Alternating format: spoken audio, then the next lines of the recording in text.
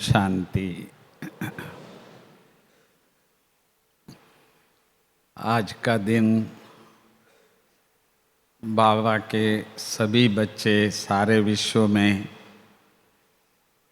ब्रह्मा बाबा की ही महिमा गाते हैं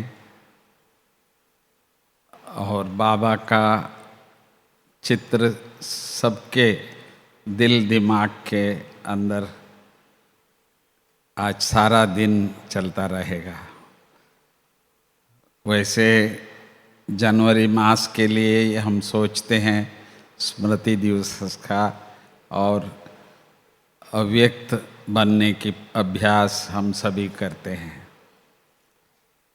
फिर भी हम थोड़े बाबा के बच्चे अभी भी है जिन्होंने ब्रह्मा बाबा को, मम्मा को, दादियों को देखा, साथ रहे।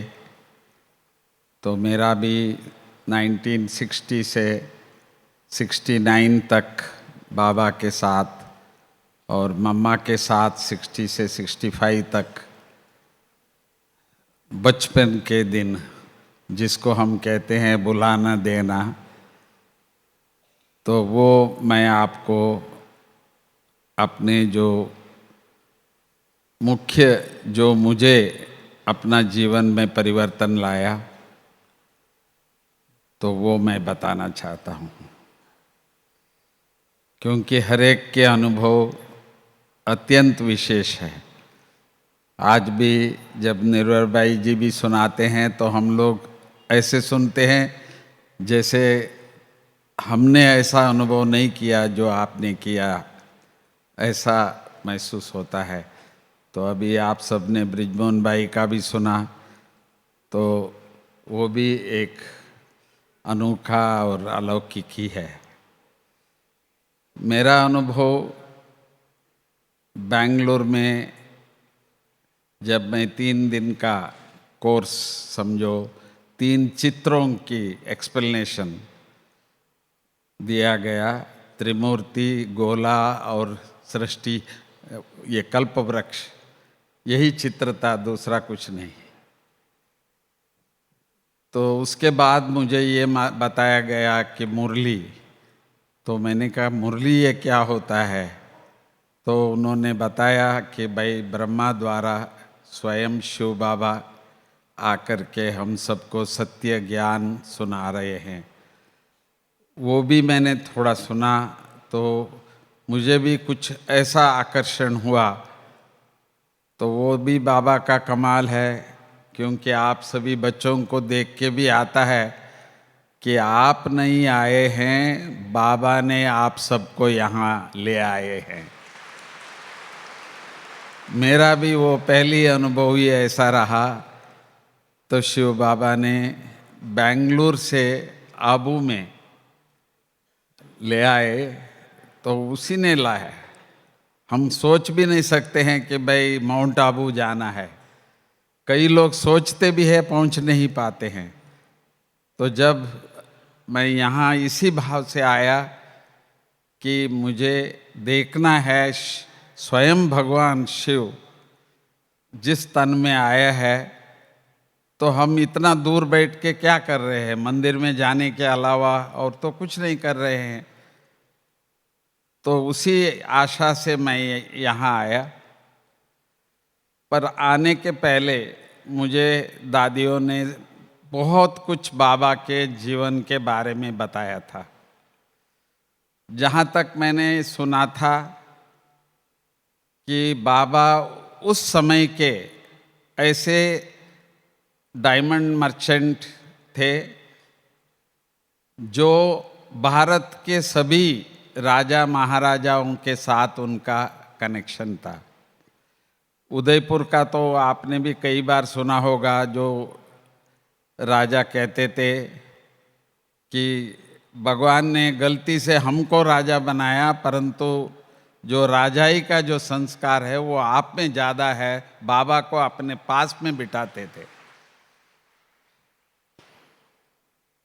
और मुझे भी ये बताया गया था, मैसूर का जो महाराजा थे तो उनके साथ भी बाबा का व्यवहार था।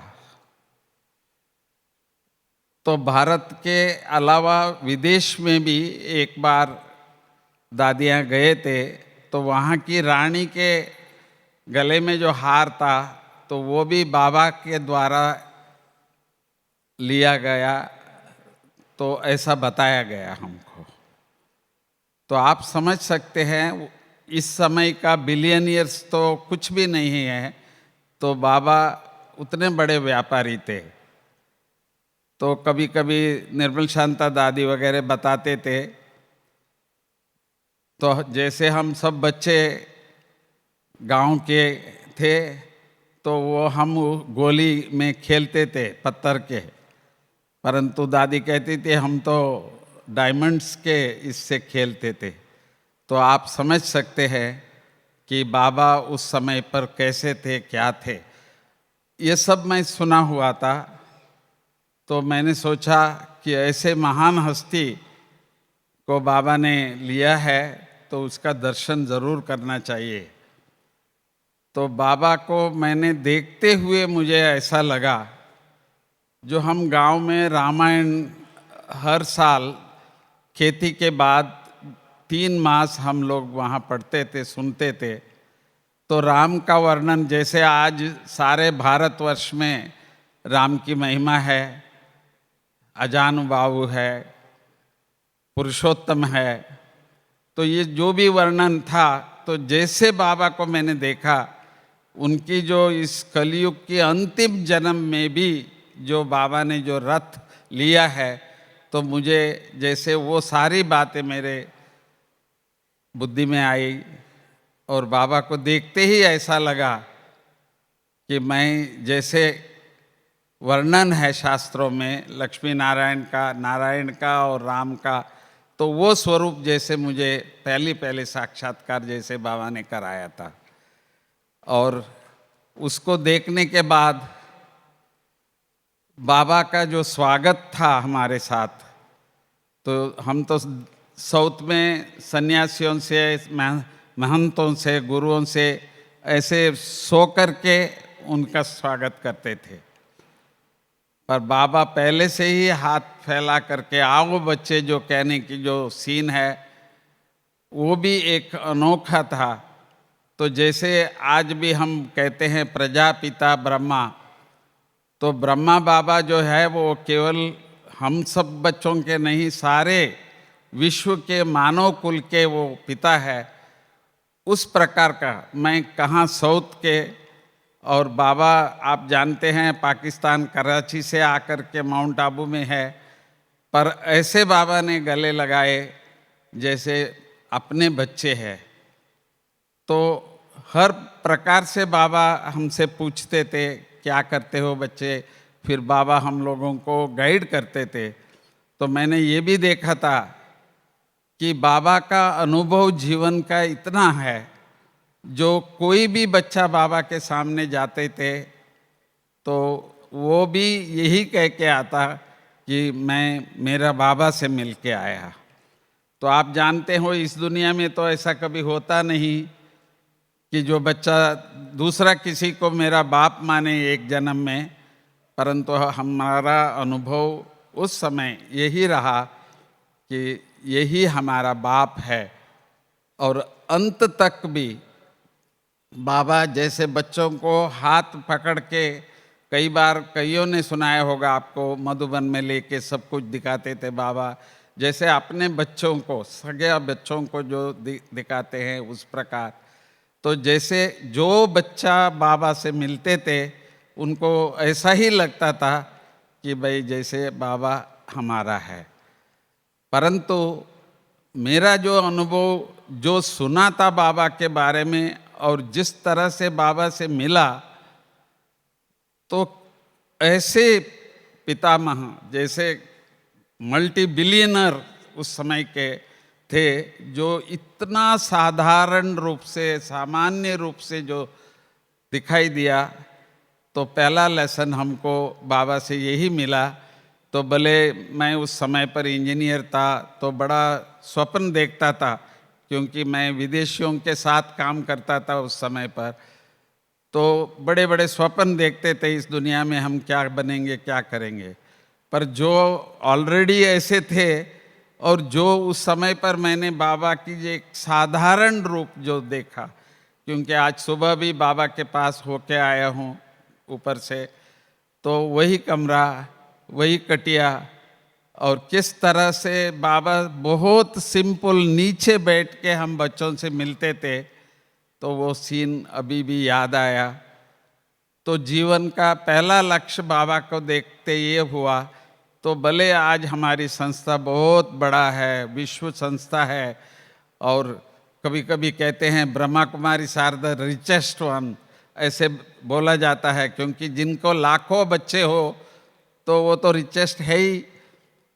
परंतु बाबा का जो जीवन था, जो साधारण का था, वो एक पहला इम्प्रेशन, जैसे मैं भूल ही गया, मैं आया था कि शिव बाबा को देखने के लिए, परंतु मुझे बाबा का जो जीवन एक आज तक भी सामने आता है कि हम लोगों को कैसे रहना चाहिए। तो क्योंकि बाबा का जो 3 शब्द जो था, निराकारी, निरहंकारी, निर्विकारी, जो ये शब्द सदा ही मुझे गूंजता रहा। तो हम तो मूर्ति पूजा ही करते थे, निराकार शिव बाबा को शिवलिंग के रूप में पूजा करते आए, परंतु ब्रह्मा बाबा से मिलने के बाद हमको जो ज्ञान मिला, निराकार ज्योति स्वरूप को याद कैसे किया जाए, और हम आत्मा निराकारी है, वो भी हमने ब्रह्मा बाबा से ही समझो सीखा है। निरहंकारी तो बाबा सबके साथ बिल्कुल जैसा बच्चा है उसी तरह से बाबा अपना स्थिति को ला करके, जैसे बच्चों से मिलते हुए भी हमने देखा था। एक बार मेरे जीवन में एक सीन देखा, जो हमारे कर्नाटक के वहाँ के चीफ मिनिस्टर भी रहे और वो सेंट्रल में भी रेलवे मिनिस्टर भी रहे।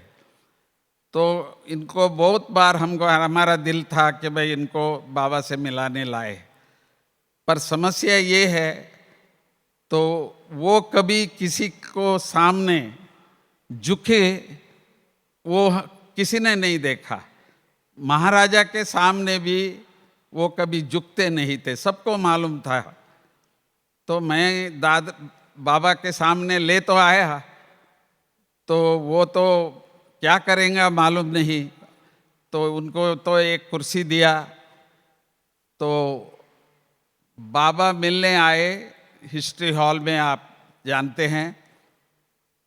तो बाबा आते ही जो मिनिस्टर थे उनको कहने लगे, आइए बैठिए। तो अपनी संदली बाबा उनको ऑफर किया, तो वो तो बहुत घबरा गया, तो मैं वहाँ बैठूं तो ये कहाँ बैठेंगे। तो कोई बात नहीं बच्चे, कोई बात नहीं। तो बाबा नीचे बैठ गया, और जो आदमी ऐसे, तो वो भी नीचे बैठ के बाबा से मिला। तो एक सेकंड में जैसे ऐसे पर्सनालिटी को भी ऐसे ले आए। तो वो जैसे बेंगलुरु पहुंचने के बाद रोज अपने कार बेचते थे। हृदय पुष्पा दादी जी वहाँ के इंचार्ज थे, जो चंद्रमणि दादी जी के बहन, तो वो रोज उनको क्लास कराने उनके घर पे जाते थे। तो इस प्रकार का अनेक ऐसे अनुभव भी हमने बाबा में, सिंपलिसिटी, बिल्कुल निरंकारी। तो ये सब चीज़ें बाबा के जीवन से मैंने अनुभव किया। तो अभी मैं रिक्वेस्ट करता हूँ निर्वर भाई जी से कि आप अपना भी अनुभव आपको सुनाए। ओम शांति। Thank you. नहीं तो अंति नहीं होगा। बहुत अच्छा। ओम शांति। बाप दादा के नैनों के नूरे रत्नों,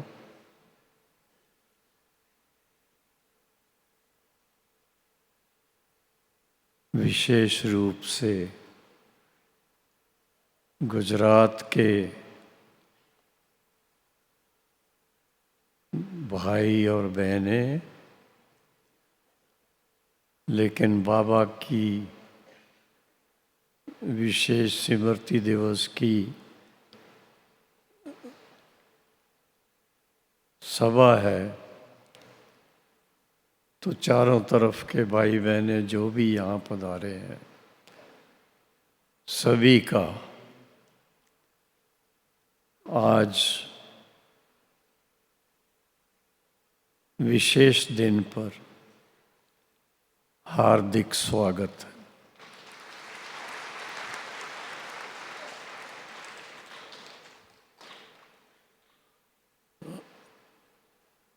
सबसे पहले मैं आपसे क्षमा चाहता हूँ। शारदा बहन ने मेरे को जो चिट्ठी दी थी उसमें लिखा हुआ है 11:15 से 12 तक क्लास कराने का, तो ना इधर ना उधर। अब आप बताइए क्या करूं? बैठ सकेंगे या भूख लगी है?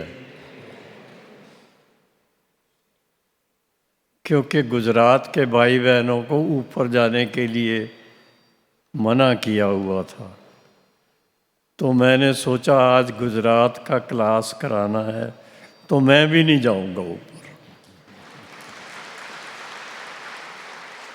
करुणा भाई होके आ गए और मैं पहले जाया करता था ऊपर, ऐसा नहीं कि नहीं जाता था, लेकिन वहाँ की जो दिनचर्या चलती, फिर उसको पूरा करके यहाँ तक आने में देर हो जाती। तो कुछ वर्ष पहले थोड़ा परिवर्तन किया कि क्लास कराना है तो फिर मैं अपने आप को थोड़ा इधर ही बाबा के साथ मन लगा के रहूं। और आज का विषय जो दिया है वो कुछ मेरे समझ में नहीं आया, अगर आप लोग मुझे समझा दें तो बहुत अच्छा। डबल फरिश्ता। अब डबल फरिश्ता क्या होता है? फरिश्ता तो फरिश्ता ही होता है, पर डबल फरिश्ता। तो हम लोग जो विदेश में भाई बहन जा कर के रह रहे हैं या वहाँ से आते हैं, तो उनको करुणा जी क्या कहते हैं? डबल फॉरेनर कहते हैं। तो डबल फरिश्ता अभी मेरे को तो अभी तक भी समझ में नहीं आया।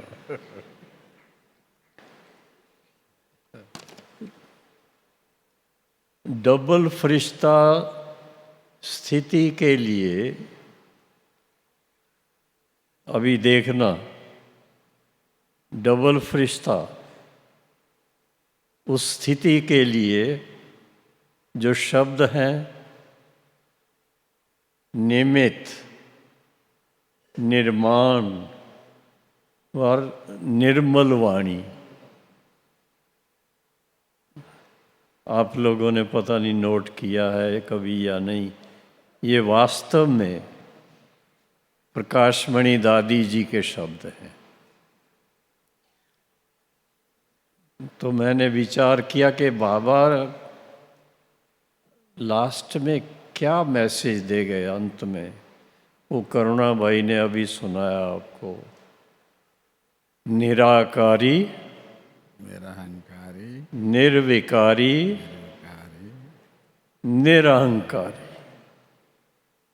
ये लास्ट में रात्रि क्लास में बाबा के मुरली में आप पढ़ेंगे।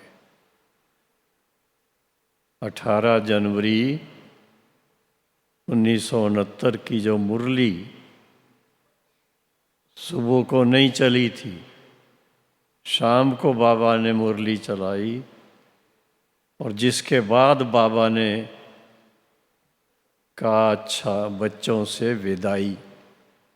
और कभी भी बाबा ने पहले विदाई शब्द यूज नहीं किया था, उस समय किया।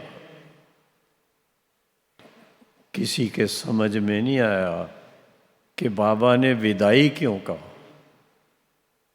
और उसके बाद आप जानते हैं, बाबा अपने रूम में जा कर के अपनी चारपाई पर बैठे, दादी जी प्रकाश मणि मधुबन में थी। जिस पार्टी को लेके आए थे उनको बाबा ने छुट्टी दे दी कि बच्चे अभी आप भले जाओ, दादी को इधर रहने दो। और दादी को हाथ में हाथ दे करके दृष्टि देते देते, अब ये बात खास नोट करने की है, बाबा कहा करते थे कि योगी जो तपस्वी होते हैं वो सो इच्छा से बैठे बैठे शरीर छोड़ते हैं। और उसकी निशानी, दो निशानी बाबा कहते थे। एक तो जब ऐसी आत्मा शरीर छोड़ती तो सन्नाटा हो जाता चारों तरफ। तो वो दादी जी के हाथ में हाथ दे करके, तो जिसकी परिभाषा बाद में बाबा ने क्लियर की कि जो बाबा की शक्तियां थी वो दादी को ट्रांसफर कर दी। और एक वो हमारे लिए स्वीकार करना सहज हो गया, क्योंकि उस समय दादी जी मधुबन में थी और मनमोहनी दीदी वो टूर पर गई हुई थी, यूपी में थी।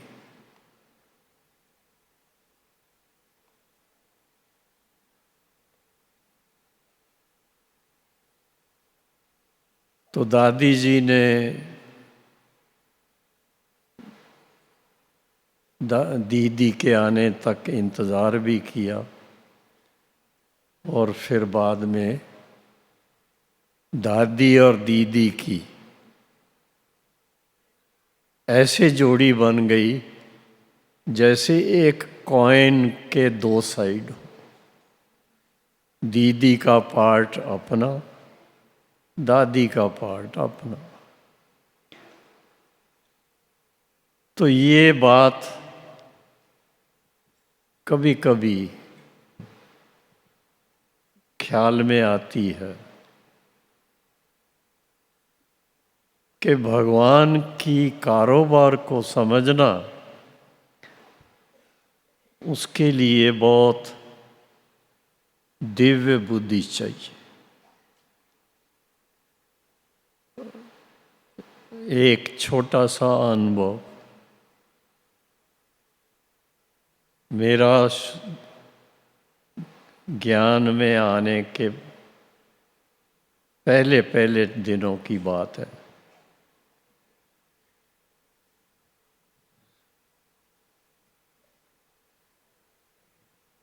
मैं अस्पताल में था, नाक का ऑपरेशन हुआ था और बाबा बॉम्बे आए थे। और बाबा से बहुत शुरू से असीम प्यार था।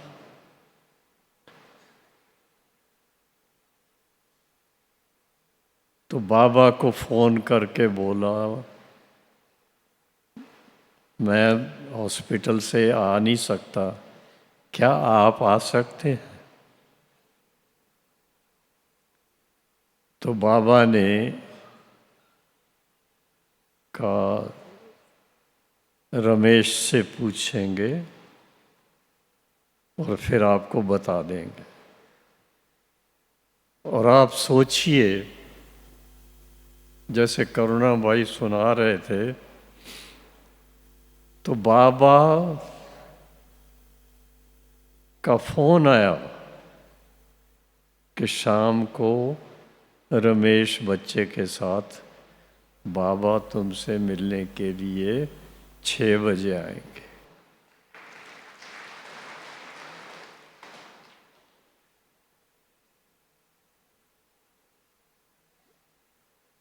उससे क्या सिद्ध होता?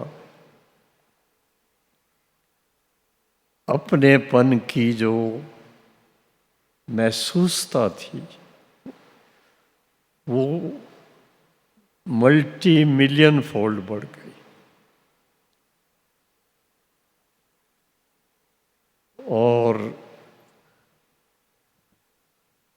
उसके बाद बाबा के पास आना जाना, बाबा के पास ही रहना महीनों महीनों तक, तो उसमें बाबा ने बहुत महीनता से कुछ बातें सिखाई खुद। सबसे पहली बात जो गुजरात से ही जुड़ी हुई है, सोमनाथ मंदिर बन करके तैयार हुआ था और उसका उद्घाटन होना था। जामनगर के महाराजा उसके मैनेजिंग ट्रस्टी थे। पेपर में आया कि पंडित जवाहरलाल नेहरू उसका उद्घाटन करेंगे। तो बाबा ने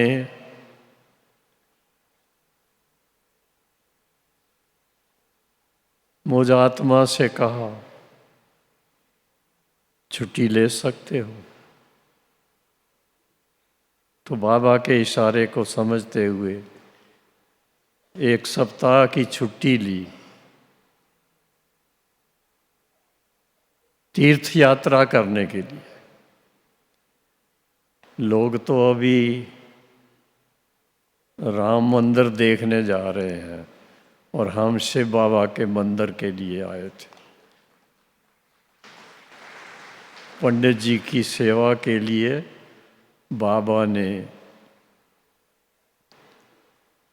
एक रियल गीता इंग्लिश की किताब और एक ड्राई फ्रूट का बॉक्स दिया था, जो उनको उस समय दिया गया।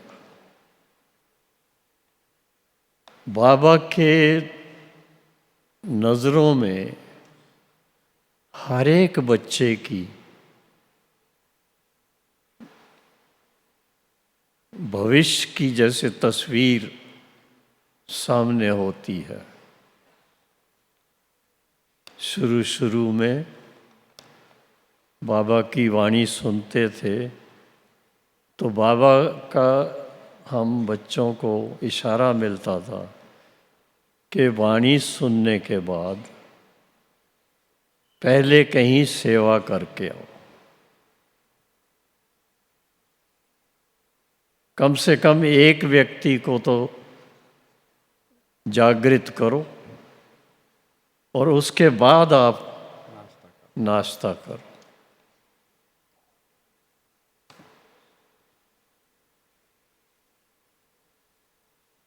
और दूसरा, बाबा ने शुरू से इस ढंग से पालना दी। और बाबा अपने भाव से प्यार से कहते थे, शहजादे, शहजादा कह करके बुलाते थे। और कभी कभी, क्योंकि बहनें ज़्यादा पास में रहती, तो कभी कभी मुख से निकल जाता था, बच्ची इधर आओ। तो मैं कहता था, बच्ची नहीं बाबा, बच्चू।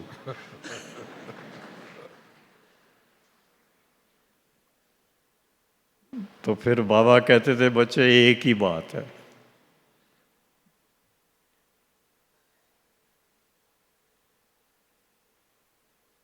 बाबा ने शुरू से ऐसी शिक्षा दी, माफ करना मैं मगरूरी से नहीं कह रहा हूँ, साक्षी होकर के बोल रहा हूँ। कभी किसी को ऐसे हाथ करके नहीं मिल। देना है, लेना नहीं। नहीं तो होता है ना, इन बहुत अच्छे स्टूडेंट हैं, ये बहुत अच्छी मदद करेंगे, ये करेंगे, वो करेंगे। ये संकल्प बाबा कहता था कभी नहीं आना चाहिए।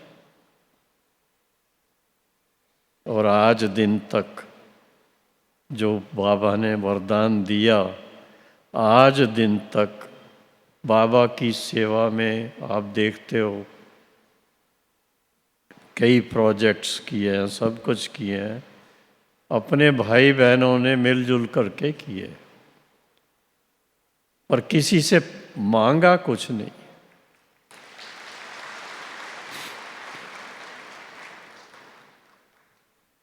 सूरत के हमारे भाई हैं,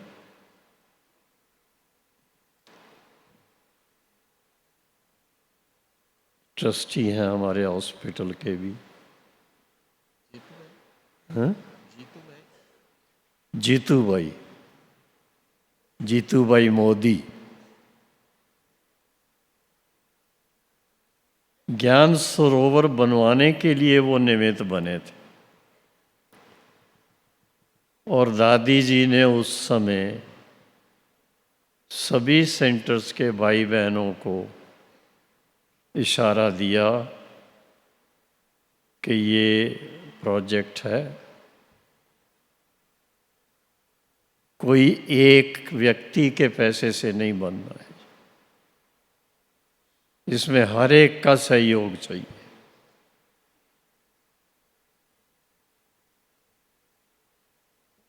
ज्ञान सरोवर देखा है आप लोगों ने? देखा है? जिन्होंने देखा हाथ खड़ा करें। ज्ञान सरोवर 2 साल के अंदर बन के कंप्लीट हो गया था।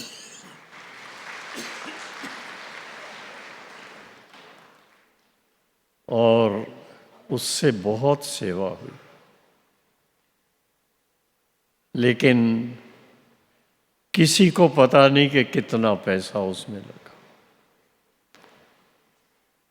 1 रुपया रोज हर एक बहन या भाई जब क्लास करने आते थे तो भंडारी में डालते थे, और वो पैसा मधुबन में आता था खास ज्ञान सरोवर बनाने के।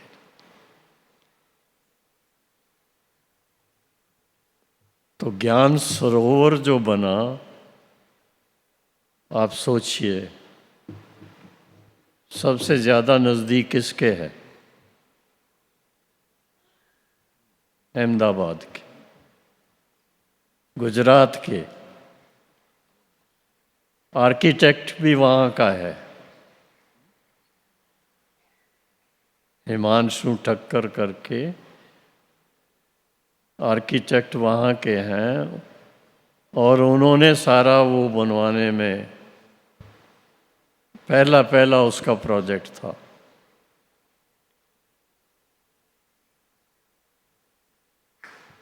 तो ये बाबा की कुछ बातें या दादी जी की कुछ बातें मैं कहता हूँ।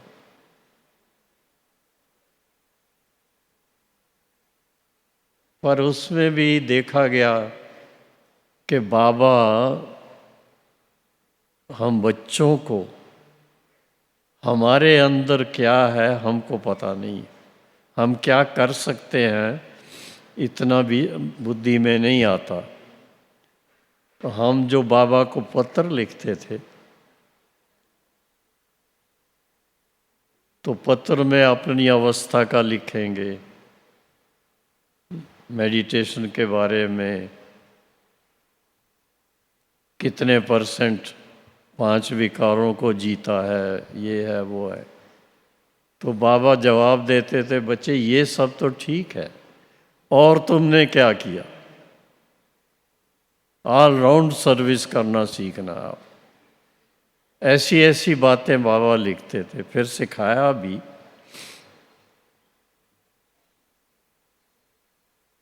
तो कहने का भाव ये है कि बाबा हर एक बच्चे का भाग्य बनाने के लिए उसके अंदर जो विशेषता है उसको देख करके उसका चांस देते रहे, जिससे कि सेवा को 4 चांद लगते गए। मैं तो ये देखता हूँ। अभी जिस हॉल में आप बैठे हैं,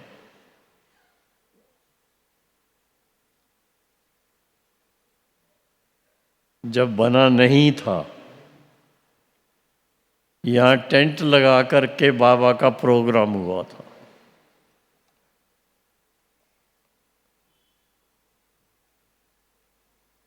और 96 की बात है ये। लास्ट बाबा के मिलन के टाइम पर, जो कि अप्रैल 13 थी, बाबा ने कहा बच्चे अगर हॉल तैयार करवा देंगे तो बाबा उसका उद्घाटन करने आएंगे। अभी हमने कागज़ पर भी लाइन नहीं खींची थी, उसका नक्शा ही कुछ नहीं बनाया था, लेकिन बाबा जानी जाननार, इतना बड़ा हॉल अप्रैल से दिसंबर 31 तक तैयार होना, किसी को सुनाते हैं तो कोई किसी के दिमाग में नहीं आता कि इतना जल्दी कैसे हो सकता। लेकिन दादी जी और हमारे साथी जो भाई आपस में राय की कि बाबा ने अगर कहा है तो बाबा ऐसे ही नहीं कहता है। बाबा तभी कहता है जब कोई कार्य होने का है। हमें उसको सोचना है कि कैसे करना है।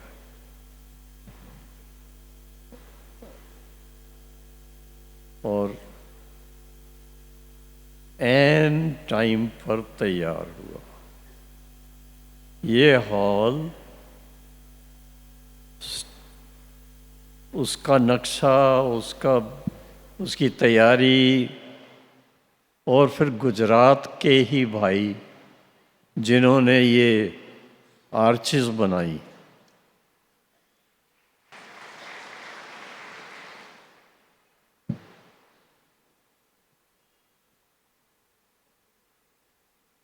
हर हफ्ते आते थे और ये क्या किया जाए, दादी जी से राय की। दादी, बाबा ने कहा है तो होना ही चाहिए। एक भाई हमारा था, जो थोड़ा उसको निश्चय नहीं होता था कि हो सकता है। जब भी मीटिंग होगी तो वो ना ही करेगा। तो दादी जी ने प्यार से उसको कहा, आप जितना कर सकते हो करो, बाकी दूसरे देख लेंगे। तो तीन टीम बनाई थी, नहीं तो एक टीम होती है। इस हॉल को बनाने में 3 टीम थी। एक उधर से इधर को बना रहे थे, एक इधर से उधर को बना रहे थे, एक बीच में बना रहे थे। 31 दिसंबर के दिन बाप दादा की पदरामणि यहाँ पर हुई।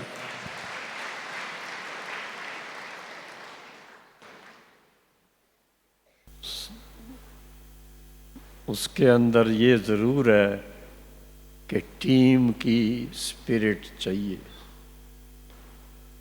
अगर आप माने तो गुजरात का ईश्वरी सेवा में बहुत पार्ट।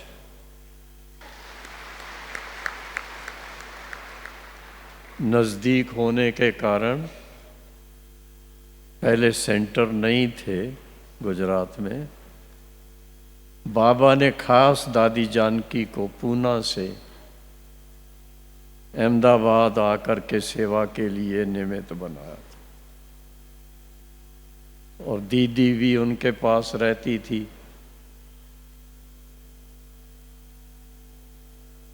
सरला दीदी को भी वहाँ से बुलाया। हैं? पूना में थी, पूना से इधर आई। और आप देखते हैं अभी गुजरात कहाँ से कहाँ पहुँच गया है।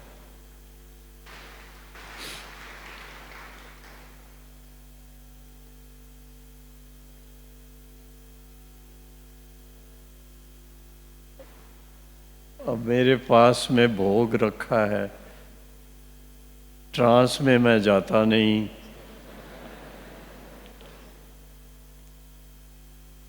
लेकिन जो विषय है मैं उसको पूरा करना चाहता हूँ कि हमें बाबा के लास्ट का जो मैसेज है उसको थोड़ा ध्यान देने की ज़रूरत है। समय के अनुसार इस समय जैसा माहौल दुनिया का है, गुजरात से बहुत भाई बहनें विदेश जा कर के नौकरी करते हैं, पैसे कमाते हैं, बहुत अच्छा है। लेकिन धीरे धीरे कोरोना के टाइम जो हुआ, इसी तरह से फिर कुछ ना कुछ होने की संभावना। अभी मेरे से कोई पूछते हैं कि जाना है ये, तो मैं उनको कहता हूँ वहाँ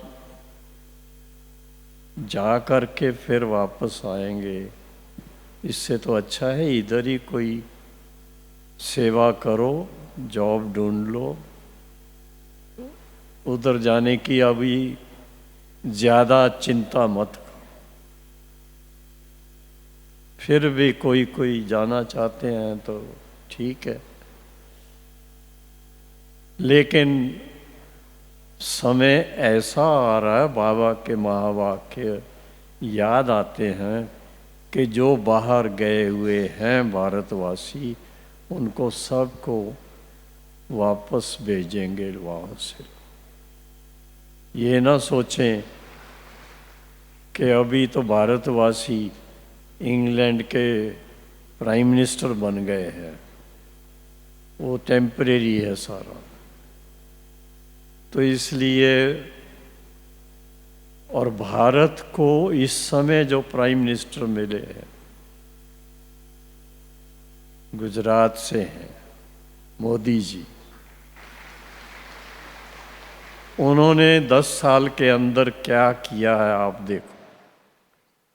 हिंदुस्तान को कहाँ से कहाँ ले आए। तो अभी अपने को ध्यान रखना है, यहाँ पर ही हम अच्छी सेवा करें, क्योंकि अपने को अगर 9 लाख देवी देवता तैयार करने हैं, अभी तक तैयार हुए नहीं हैं इतने, तो वो तैयारी करने के लिए मेरे ख्याल में भारत में ही सेवा करें तो बहुत अच्छा। तो निराकारी, निर्विकारी और निरंकारी, ये 3 शब्द बाबा के, ये प्लीज़ आप अपने अपने डायरी में नोट करो कि रोज़ इसको पढ़ करके अपने को चेक करना है। चार्ट लिखने की बातें आती है ना, तो चार्ट किस बात का लिखेंगे? निराकारी स्मृति कितनी रही, और निरअहंकारी सेवा करते हैं तो कहीं अहंकार तो नहीं आता।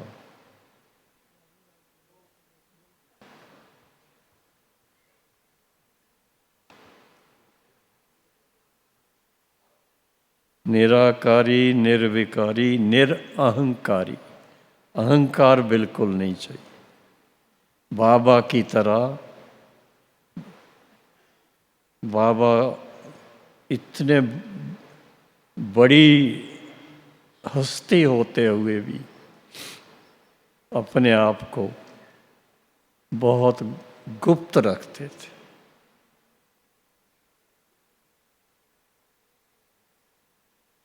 और सबसे लास्ट का जो मैसेज है वो यही है कि जितना हो सके अपनी स्थिति को दिव्य बनाते जाए, दैवी गुण संपन्न बनाते जाए, सर्वगुण संपन्न बनाते जाए। जितना हो सके बाबा के याद के, बाबा के प्यार की लहरों में लहराते रहें, और दिव्य गुणों के ज्ञान रत्न को हो उनकी मालाएं पहनते रहें, उसी का आनंद लें, तो देखो क्या से क्या जीवन बन जाती। दुनिया के अंदर किसी को नक्शा दिखाना हो कि सतयुगी संसार कैसा होता है, तो गुजरात में ला कर के सबको दिखाओ